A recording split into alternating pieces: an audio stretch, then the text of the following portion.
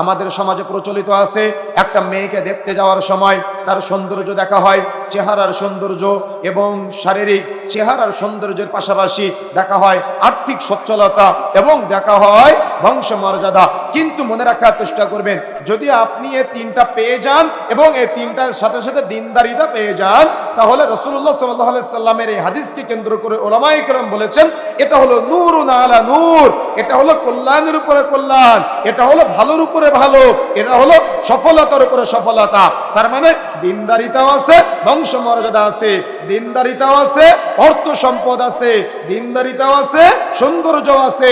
এটা হলো সফলতার উপরে সফলতা, এটা হলো কল্যাণের উপরে কল্যাণ। কিন্তু দিনদারিতা নাই, আছে সৌন্দর্য, এখানে সফলতা নাই। দিনদারিতা নাই, আছে বংশমর্যাদা, এখানে সফলতা নাই। দিনদারিতা নাই, আছে অর্থ সম্পদ, এখানেও সফলতা নাই। আজকে আমাদের সমাজের যুবক ছেলেরা দিনদারিতাকে মূল্যায়ন না করে যে আপনার সাথে মোবাইলে প্রেম করে তাকে আপনি বিবাহ করার জন্য আল্লাহর কাছে চান। এজন্যই তো আজকে আমাদের সমাজে তালাকের প্রবণতা বেড়ে গিয়েছে। চতুর্দিকে শুধু তালাক আর তালাক, তালাক আর তালাক, যেদিকে যায় সেদিকেই তালাক। প্রতিটা পরিবারে অশান্তি, প্রতিটা পরিবারে সুখ নাই, স্বামী স্ত্রীর মধ্যে তৃপ্তি নাই, শান্তি নাই। কেন? আজকে বিবাহের সময় দিনদারিতাকে মূল্যায়ন করে না বিধায় আজকে পরিবারে সুখ নাই, আজকে পরিবারে শান্তি নাই, আজকে পরিবারে তৃপ্তি নাই। এই জন্য বিবাহের সময় আপনি দিনদারিতা দেখবেন প্রথমে।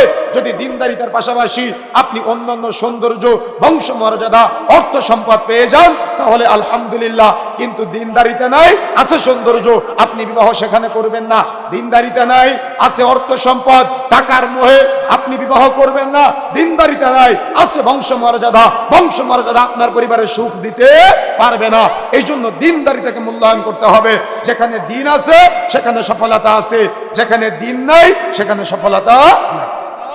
এই জন্য অবশ্যই বিবাহের সময়, মেয়ে দেখার সময় দিনদারিতাকে মূল্যায়ন করতে হবে। এখন বোন, আপনি হয়তো ভাবতেছেন একটা ছেলে, সে টুপি মাথায় দিয়ে আছে, মুখে লম্বা দাড়ি আছে, গায়ে লম্বা জুব্বা পাঞ্জাবি আছে, সে আপনার সাথে মোবাইলে প্রেমের আলাপন করে। আমি বলে যাচ্ছি, সে যতই পাঞ্জাবি পরুক আর দাড়ি রাখুক, তার মধ্যে দিনদারিতা নাই।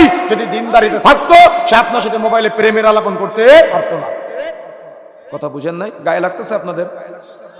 মনে রাখার চেষ্টা করতে হবে যুবক ভাই, যে মেয়েটা হয়তো হাত মোজা পরে, পা মোজা পরে, মুখমণ্ডল ঢেকে, হয়তো বোরখা পরে আপনার সাথে প্রেমের আলাপনে লিপ্ত হয়।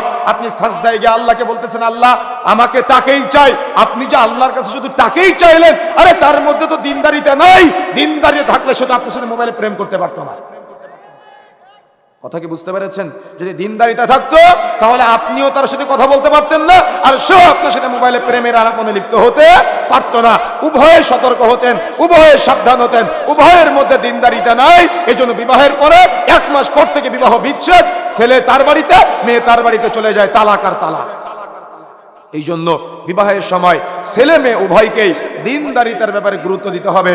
যেখানে দিন আছে সেখানে সফলতা আছে, যেখানে দিন নাই সেখানে সফলতা নাই, যেখানে দিন নাই সেখানে কল্যাণ নাই। এখন আসুন,